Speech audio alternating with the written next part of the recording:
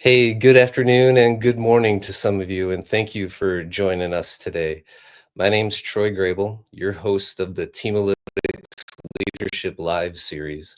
Each month, we bring in a leadership and coaching expert to break down a leadership behavior and topic for the month to gain their perspective and their influence on what we're talking about for the month. And today, I'm super excited to have Teamalytics Vice President of Coaching and Team Solutions, Shalee Lehning, on the show. Shalee is a dynamic leader and very passionate about people and possibilities. Her leadership journey started at a young age on the basketball court. Mhm. As she grew up, she helped lead Kansas State to a Big 12 championship during her collegiate playing career. She was drafted to the WNBA by the Atlanta Dream. It was named team captain, led her team to two Eastern Conference championships and two WNBA final appearances. Shalee graduated from Kansas State University. She also earned her master's degree from Shepherd's Theological Seminary. She is an associate certified coach and is currently pursuing her professional certification from the International Coaching Federation. As you can tell, Shalee has a very broad set of experiences personally and professionally that she brings to Teamalytics. You'll hear her passion Mhm. for empowering and equipping leaders to maximize their performance and ultimately achieve their goals. Shalee, thank you for joining us and welcome to Leadership Live. Thank you, Troy. I'm so excited to be here. Thank you for having me. Awesome. Shalee and I will discuss the effects and impacts of high performing teams in an organization. Shalee will share the importance of having clear roles, open communication, and the need to prioritize your people, not losing sight of advancing your business forward, but still prioritizing them. She'll explain why investing in strong relationships leads to the ability to adapt and to changing environments and changing team dynamics. So, Shaylee, let's jump in, but a little bit before we jump in, let's can you tell our audience, like, how did you learn about Teamalytics and what brought you here? So I learned about Teamalytics when I was a senior in college. So over 15 years ago, Teamalytics came to work with our coaching staff. Okay. And thankfully, they introduced me to them, and I was able to get a profile and began to get a few coaching sessions. And it was so impactful. I still remember part of how that conversation went. And thankfully, we just kind of stayed in touch with Lee, who is such an important part of our company. Yes. Every year for the remaining years, he just stayed in touch, checked in every now and then to see how I was doing. And I remember being so struck by that, of the impact that Teamalytics had on my life, but also this kind of relational capacity that Lee demonstrated in the investment he made with me over time. And I remember saying, man, someday I want to be a part of a team like this. And thankfully, 2 years ago, it worked for me to come on board. That's awesome. And man, what a special experience to go through the Teamalytics program as a senior in college before you started your professional career. Did that help you as you went into the WNBA a little bit?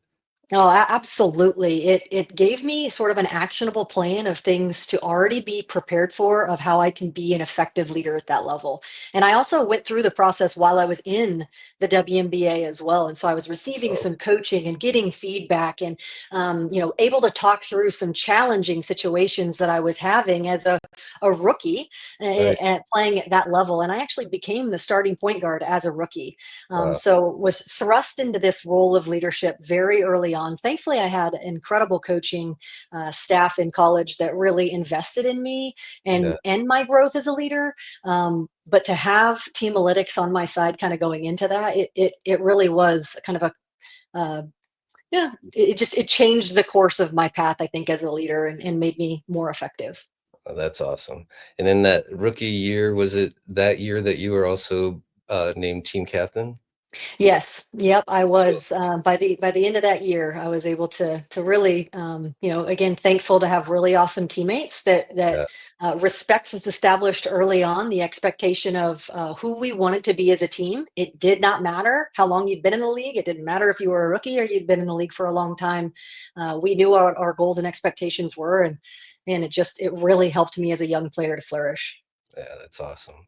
Well, Shaylee, you've played, uh, you coached, you've captained and led high performing teams. So I'm super interested in learning through your experience the keys in building and leading high performing teams. So could you explain though what we mean by high performing teams, just to kind of Yeah. set the groundwork for us?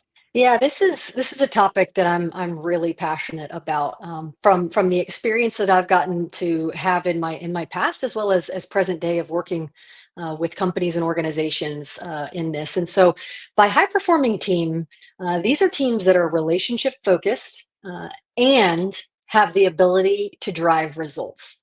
And Mm, so, to be a little bit more specific, to break that down, a high performing team is a team that's built on a foundation of trust. Individuals feel safe.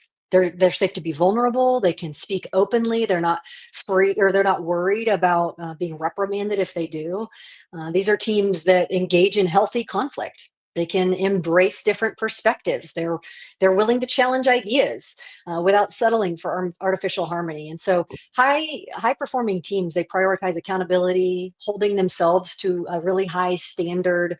yeah. Um, and they're also willing, as I said, to just have hard conversations. They address challenges. They invest in the relationships, and ultimately a shared commitment and Yeah. alignment is what leads to results. So through your coaching career and your playing career, I'm sure you've walked into environments, a team or an organization, where it wasn't really a healthy team dynamic, where you might have a high performer over here and another one over here, but you know, it's not really, a fluid way. So what have you seen organizations experience, as they're, starting to, as they're learning about this unhealthy environment that they have? What are some of the things that you can kind of point out for our audience to, maybe keep an eye out for? The interesting thing is that most people know if they're part of an unhealthy team, Okay. but they just aren't able to pinpoint why. And so, they may know that I just consistently have a disagreement with this one person, or every time that I communicate with that person, there just seems to be a misunderstanding. We're just not on the same page, or maybe it's I just feel afraid to speak up in a meeting because I'm either going to get shut down, or my voice won't be heard. Yeah. So I think of, one team that I work with. They actually get along really well. They like each other. They have some degree of trust with each other, but some behaviors that they exhibited, they avoided conflict. They didn't handle issues directly. When they had a problem with a person, they'd go talk about it with everybody else around them instead of the person that they actually had the issue with. They would sugarcoat feedback. They'd kind of soften things. When it came time to like just perform, they tolerated underperformance, and they would allow things like missing deadlines and just holding one another accountable to commitments. It just wasn't happening within this team. And that Or that go kind of ahead. stems back to the unwillingness to dive into those difficult conversations, would you say? Yeah, I mean, the reality is people are different, Yeah. and we're all perceiving our reality in our own ways. That's Right. why one thing I love about it, Teamalytics, the 360 report and data that we can provide, because other people's perceptions are their reality. And so I'm in a situation with you, or anyone else, we could have two different perceptions of what's happening. And Right. and so if we aren't willing to care enough about our relationship, or care enough about our company and the team that we're a part of, and aren't willing to have those conversations, there's a lot of risk in that. Mm, Shoving things under the rug, they don't really go away. Avoiding conflict really is one of the things that we tend to see the most with teams. mhm. And I think of this other team, to kind of give one more example of a team Yeah. that I work with. They had a very siloed environment. But what's interesting is it wasn't by location. They were all in the same office together, but Oh, there was no communication. So to go back and kind of what we were just talking about, people would, behaviors they exhibit, they hoarded information, they were operating independently rather than cross-functionally. yeah, Not this leads to confusion. Who's right. responsible for what? Who's working on what? Some people were working on the exact same things and they didn't know it. So Yeah, just the lack of clarity in roles and responsibilities also is a super unhealthy thing that causes tension. It not only impacts relationships, but another thing that unhealthy teams will do is they look to point fingers and they just yeah, try to place blame on others without taking ownership. yeah. So on the flip side of that, what have you witnessed as those teams or organizations move closer to developing that culture of high performance? It is so fun to get to be a part of this when teams start to make this shift. Um, I witnessed teams starting to grow in self-awareness as well as awareness of those around them on a team. Okay. And so again, people tend to be aware of their tendencies. It isn't really a matter of blind spots, which usually surprises people. But for most people and teams, they just don't know what to do about it. If I am self-aware or if I do see what's happening with our team, what do I do about that? Yeah. So at Teamalytics, we use a three-step process. It starts with awareness. So we have this 360 profile of self and team. And then it's accountability, Mm, a specific actionable plan. So again, what do I do about it? I may know this about myself, but how do I actually change that without a plan and a level of accountability of some follow up or knowing that me, Shalee, as a coach, is going to be following up on the next time I talk to you and say, hey, right. did you follow through with that conversation? Without that, most of us will allow ourselves to stay stagnant. And then that just accelerates our process of growth without actually having to learn things the hard way. Right. So if I were to use the example of the team that I mentioned a minute ago, the team that avoided conflict. What I got to witness was they got really intentional to begin engaging in those difficult conversations, and they did that regularly. They started to debrief meetings. They would every time after a meeting they debrief that, and they would establish follow through. Who's doing what by when. They actually got together and they created team standards, not the company like values or standards that they have to live by, but within this team how do we agree to treat each other? Yeah. And this centered around a commitment. We're going to meet deadlines. We're going to hold each other accountable and not tolerate underperformance. And they began to experience major shifts.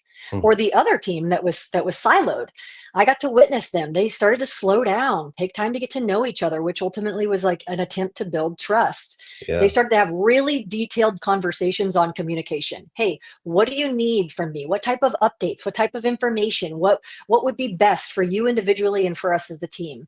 Yeah. They actually started to get clarity on roles. And this stuff takes time. When you sit down and you have to really talk through what are the roles, what are the responsibilities, how do we get clarity on this, where are the areas of confusion? Most companies were in the tyranny of the urgent. We have a lot going on. But if Yeah. we'll slow down and create clarity on these things, man, we can get past this disconnectedness that exists. Mm, We can build trust with one another. We can take ownership of what it is that we do without fear of blame and those things. mm, And that's the movement towards becoming a high performing team when they're willing to acknowledge, hey, these are areas that we can improve. These are the specific actionable steps we're going to take to address them, and we're going to help each other through following up to make sure that we do it.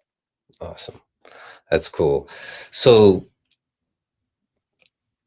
organizations in general, they want to invest in their people and hey Troy, why don't you go to this marketing conference and learn the greatest thing on AI or what have you, and hey Shaylee, why don't you continue this certification? But it's again kind of in that siloed way. So organizations are used to that. Why is it so important for an organization to invest in a high performing team versus having the investment in the high performing individual? Yeah, good question. I could talk for this one a long time. All right. As you mentioned earlier, Troy, I do have a background in sports. Yep. I loved being a part of a team, because it didn't matter how much individual talent that we had, we couldn't win. You can't win a team like a sport team like basketball without Yeah. having the ability of high performers finding a way to work together. Which there's I wish we had more time to kind of talk through different stories I had through college and how it was different in the WNBA of being full of a team of what would be considered high performers. But Hmm. man, how do you get everybody to work together? You see it all the time in professional sports. Some do it really well. Yeah. Others have egos and all kinds of different things at play. So it is important to focus on high performing teams. While talented, high performing individuals, they can make a significant contribution individually. But truly, at the end of the day, Troy, an organization's ability to drive sustained success, it pretty much depends on those individuals working Yeah. together. And the other day, I happened to be on a call with a client, and I'll just refer to her as Sarah. That's not her real name, but I'll call her Sarah. And Sarah is extremely talented. She started off the call sharing all these wins that she had since we last talked. She's extremely capable and trusted by her supervisor to just do her job, and she does it. So she would be considered a high performer. Okay. And halfway through the call, she brought up some challenges that she's having with one of her colleagues, and we'll call her Alex. And so she shared a few situations where there were communication issues and some things that she thinks Alex should be doing differently in her job. And so I pulled up Alex's 360 data and I coach her as well. And so as I was looking at a few key behaviors that we measure at Teamalytics, urgency and intensity, nurturing and criticality, Yep. these two people are the exact opposite. So for Sarah, she really cares about getting things done. She moves really quickly. Time is kind of ticking for her. And Alex is just more laid back, takes her time, maybe gets things done, but just isn't motivated by all that. Mhm. Sarah, she's quicker to notice when things are wrong. Her criticality or reflex to critique is really high. She can anticipate problems. She's very proactive in that. While Alex tends to give benefit of the doubt. She tends to see the positive in things. And kind of the other big kind of differentiator between these two was that Sarah, she cares a lot more about her to-do list. She wants to get stuff done, which, yeah, as a former athlete and competitor, I can understand. Like, let's get Right. after it. Right. Alex, on the other hand, kind of sees the value in investing in people. She connects more. She slows down and spends time with people. All of these things are both of their strengths. Yet, it was very clear to me why they're having trouble. And Mhm. but here's the thing: when I ask Sarah, what do you think the real issue is between you two? Again, here's two high performers in their roles. What do you think the issue is? She says, I don't know. I actually really like this other person. It's not personal. We just don't work well together. And so, why do companies need to invest in a high performing team? Because a situation like this is extremely uncommon. And if left unaddressed, then it grows, it festers, it could potentially build into something that it's way more than just people who are different. And Right. so, as I think about this example, their roles, they need to cross over, as most roles do within a team. Right. In order to be most successful, we've got to find a way to work together. So investing in them individually is helpful, like we get to have conversations like Sarah and I had. That was Right. a helpful conversation. But in the backdrop of our conversation, the whole time I was thinking about how do we find a way for these two to work together more effectively so as to become a more high performing team. So Right. individually, there's going to always be limitations, but collectively as a team, there's just opportunity. A follow-up question to Hmm. for you on that.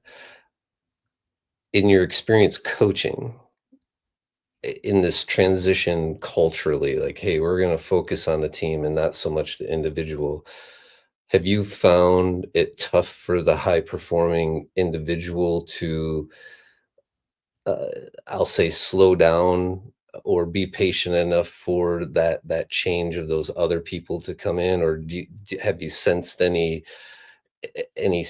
challenges or tension in having to get that team closer together to being high performing? Yeah, I think these things definitely take time, but Yeah. like as I think about the high performers perspective, they also, in this case with Sarah, she's contributing to this relational dynamic. And Right. so even if a high performer is needing to give someone else time to catch up, one, we want them to raise the bar. We want them to elevate the expectations. And that's one thing I Right. loved about sports and a team, right? Yeah. If your best players are your high performers, if they're the ones that are bought in, They believe in the vision. They're willing to commit and work. If they're that, everybody else has to either rise or they're going to get left behind. Yeah. But you're right in terms of how do high performers handle when somebody needs the time to grow and develop. In Yeah. that case, they need to see that they still contribute to this. They need to own what they need to own, and trusting that their commitment to the overall goals that we have as a team is ultimately going to hopefully help these people rise and accelerate in that process. And then, like you said, you develop that team standard. That high performer is now accountable to holding this other person that needs to rise up, and vice versa. I mean, there's that accountability, which helps probably drive that performance, that team performance, a little bit more cohesively, and maybe a little quicker in some Yeah, instances. So yeah. how how does a company implement a culture of high performing teams the right way? I mean, it just say, okay, well, let me go hire a bunch of high performers, and then I'll put them on the same team. I got a high performing team. But you've mentioned your example on the court where you've got a lot of great players, but they're just not winning championships. So Hmm. what's the right way, Shalee? I mean, you've been there, done that. I would say to start by focusing on people first, like Okay. relationship focused. That is, if there is a right way within an organization, is the people focus. Mm, Culture is either taught, tolerated, or celebrated. So mm, if you think culture is something that we have a standard and we're teaching these are the expectations, yeah. or we're tolerating, well, this is kind of what it is. There's a little underperformance over here. There's some conflict avoidance, but we don't want to rock the boat. So let's just try to all get along. So then we're tolerating what could be bad behavior or underperformance, or culture celebrated. It's us finding a way to see what is there that we are good at, that we can continue to multiply on and ultimately celebrate it. Mm, So, I hear it all the time. People can be really good at their job. mm, From a knowledge or expertise perspective, think of most high performers, right? They have the knowledge and expertise of their industry, and that usually results in promotions. mm, Yet most people don't receive training on managing people. mm, So, if you're a listener, how much training have you received in your career regarding how to lead people well? right. How do you develop a healthy culture? How do you handle conflict when it comes to giving meaningful feedback? How well do you do at that? Mm, Most of us will say, I received very little training. I just kept getting either promoted or so now we have people in positions managing and leading people who have never actually learned what does it mean to cultivate culture. And right. so, most organizations in that they seek to grow by finding a new system, finding a new process, hiring all high performers. Just that in the hopes of that leading to kind of better results and increasing the bottom line. And yes, that is important, right? Results and relationship building, they go hand in hand. So it's important. I definitely don't want to minimize that. But if a company starts with the focus on the things and the people who are going to make that happen, like that's when, or excuse me, if a company doesn't say this, so if a company doesn't focus on the people and they're only focused on the results, Yeah. people begin to feel like this is just a job. I just Right. show up and do my job. Yeah. They become less invested. They start to get less engaged. They start to experience burnout. They might leave because they don't feel valued. Right. But if a company focuses on the people first and they can answer the question, how do we become more effective together? What is our culture? What are we going to teach and celebrate, not tolerate? Mhm. Then we're moving in the right direction. And so implementing, this takes intentional leadership, Yeah. takes really clear systems, a commitment to continuous improvement, time, training. But, as I said a minute ago, culture's taught, tolerated, or celebrated. So ask yourself what's being taught in my culture, what's being tolerated, and what should we be celebrating. And these Mm, questions can kind of guide an organization to the right way of what it would look like for them moving forward to moving into a high performing team. yeah. That's awesome. I can't agree with you more. I mean, the people are what move an organization forward. Uh, and I was just kind of curious to ask you, for a leader listening today, what's something that they could do today without having to engage with Teamalytics or engage with a coach? But what is one or two things a leader could do today that could start building that relationship with their team members or their peers? Go to at least one member of your team and ask, what am I doing well? What could I be doing better? Mm, Or from a team perspective, what are we doing well? What could we be doing better? You could use a meeting in which everybody's present and just ask those questions. Let's just take some time out to figure out what's going well for us and what could we be doing better. That takes the pressure away and the blame of, I don't really like the term feedback, because feedback can really be, it can have a lot of connotations to it. And a lot of times people will associate that term negatively yep. because they've had a bad boss, they've had hard feedback they've had to receive. And so we always tell people, just go ask people, what are your thoughts on this? Mm, What am I doing well? It takes that pressure off of, the intensity and the formality of a feedback conversation, if you will. And so that's what I would say. And then listen, hear what they have to say, and then begin to ask yourself, what can we do about that information? I mean, especially with the people that are living the day to day with you, either under your leadership or within that team. A lot of times there's answers within that room. We just don't take the time to slow down and focus on the people, to ask those questions, to focus on our communication, to focus on, clarity of roles and those things. And when yeah, we do, it becomes pretty clear what next steps and what can be done about it. awesome. Shaylee, this is an awesome time spending with you. I am so appreciative of you joining the Leadership Live coaching series this month. Thank you so much. Thank you. I had a great time. Awesome. Well, hey, I like to close out with three just rapid fire questions, just to get a little hint of you. What's your favorite leadership behavior to coach or behaviors? Hmm. I'll say behaviors, Okay. nurturing and criticality, those two together, and specifically criticality, because when used correctly, it really helps people grow and develop Yep. without having to learn things the hard way. But when done poorly, it can really do damage. Yeah. Yeah. Favorite productivity hack for Mm. leaders? The 80-20 rule, Mhm. just focusing on 20% of tasks that generate 80% of results. And so within that, delegate, eliminate low impact activities that consume time but don't move the needle. So the 80-20 rule. Cool. I like that. What's the best leadership advice you've been given? Your energy sets your tone. Your energy sets the tone. Yeah. So your mood, enthusiasm, your presence as a leader, it's contagious. So bring Yeah. the energy that you want the people around you to have. Yeah, that's so true. That is so true. Well, Shaylee, this is awesome. I love how you shared, the focus on the people, the clarity of the roles, having better, more open communication that will ultimately drive, uh, you know, to that team being higher performing. And so, thank you so much for the tips and sharing your experiences with us today. Thank you again for joining us. Thank you. Enjoyed it. Well, thank you all for also joining us today. We're grateful that you logged on.